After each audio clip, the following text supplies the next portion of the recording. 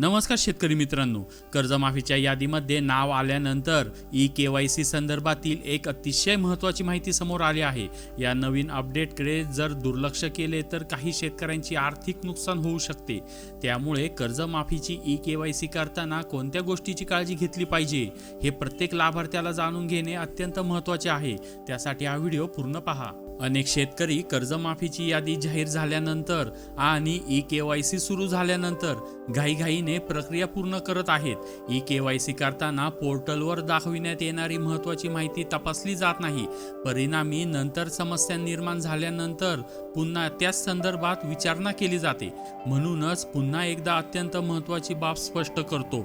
E-KYC करण्यापूर्वी आपल्या कर्ज खात्याचा क्रमांक आणि कर्ज खात्यावर दाखविण्यात आलेली कर्जाची रक्कम काळजीपूर्वक तपासणे अत्यंत आवश्यक आहे।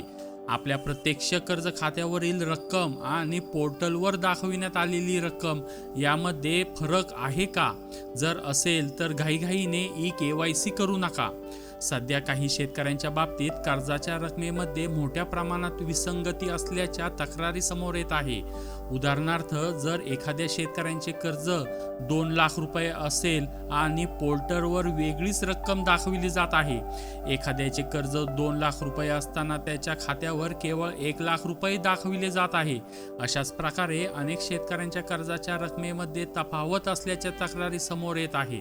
त्यामुळे ई-केवायसी करताना आपल्या कर्जाची प्रत्यक्ष रक्कम किती आहे आणि पोर्टलवर नेमकी किती रक्कम दाखविली जात आहे हे काळजीपूर्वक तपासले पाहिजे। जर पोर्टलवर दाखविण्यात आलेली कर्जाची रक्कम आपल्या प्रत्यक्ष कर्जाच्या रकमेशी जुळत असेल तर आपण ई-केवायसी पूर्ण करू शकता। मात्र रक्कम जर चुकीची किंवा कमी दाखविण्यात आली असेल आणि तरीही आपण ती रक्कम स्वीकारून ई-केवायसी पूर्ण जर केली तर भविष्यात उर्वरित रक्कम भरण्याची जबाबदारी आपल्यावर येऊ शकते। त्यामुळे केवळ कर्जमाफी मिळणार आहे या घाईमध्ये चुकीची रक्कम स्वीकारून ई-केवायसी करू नका। ही समस्या केवळ 1-2 शेतकऱ्यांपुरती मर्यादित नसून अनेक लाभार्थी शेतकऱ्यांच्या कर्ज खात्यामध्ये अशा प्रकारची तफावत असल्याच्या तक्रारी समोर येत आहे। त्यामुळे ई-केवायसी करताना कोणतीही घाई किंवा गडबड करू नका। ऑनलाईन ई-केवायसी प्रक्रियेमध्ये कर्ज खाते क्रमांक बरोबर आहे का आणि कर्ज खात्यात दाखविण्यात आलेली रक्कम बरोबर आहे का याची माहिती तपासण्याची संधी दिली जाते।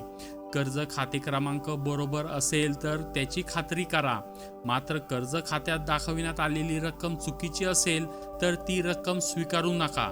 अशा परिस्थितीत उपलब्ध असलेल्या तक्रार नोंदणीच्या पर्यायाचा वापर करून आपली तक्रार दाखल करा आणि ई-केवायसी प्रक्रियेमध्ये चुकीची माहिती असल्याचे स्पष्टपणे नमूद करा। तक्रारी मोठ्या प्रमाणात प्राप्त झाल्यास संबंधित यंत्रणेकडून त्याची तपासणी करून आवश्यक ती दुरुस्ती करण्याची प्रक्रिया केली जाऊ शकते।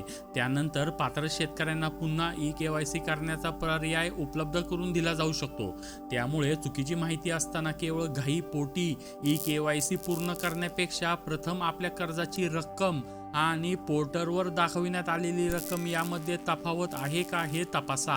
कारण या संदर्भात मोठ्या प्रमाणात आक्षेप आणि तक्रारी आता समोर येत आहे। ही बाब संबंधित अधिकारी तसेच कार्यालये आणि लोकप्रतिनिधींच्या निदर्शनास आणून दिली जात आहे। तुमच्या कर्ज खात्याच्या रकमेमध्येही अशा प्रकारची तफावत असेल तर ती बाब संबंधित यंत्रणेच्या निदर्शनास आणून देण्याचा प्रयत्न करा। म्हणूनच शेतकरी बांधवांनो, कर्जमाफीची ई-केवायसी करताना कोणतीही घाई करू नका। मात्र रक्कम चुकीची किंवा कमी दाखविण्यात आली असेल तर ती उपलब्ध असलेल्या तक्रारी नोंदणीच्या पर्यायाचा वापर करा आणि योग्य दुरुस्ती झाल्यानंतरच ई-केवायसी करण्याचा प्रयत्न करा। ही माहिती अत्यंत महत्त्वाची आहे। त्यामुळे आपल्या गावातील आणि परिसरातील शेतकरी लाभार्थ्यांपर्यंत हा व्हिडिओ नक्की शेअर करा, जेणेकरून शेतकऱ्यांचे आर्थिक नुकसान होणार नाही। अशाच प्रकारच्या नवीन अपडेटसाठी आताच या चॅनलला सबस्क्राईब करा आणि बेल आयकॉन क्लिक करा। धन्यवाद।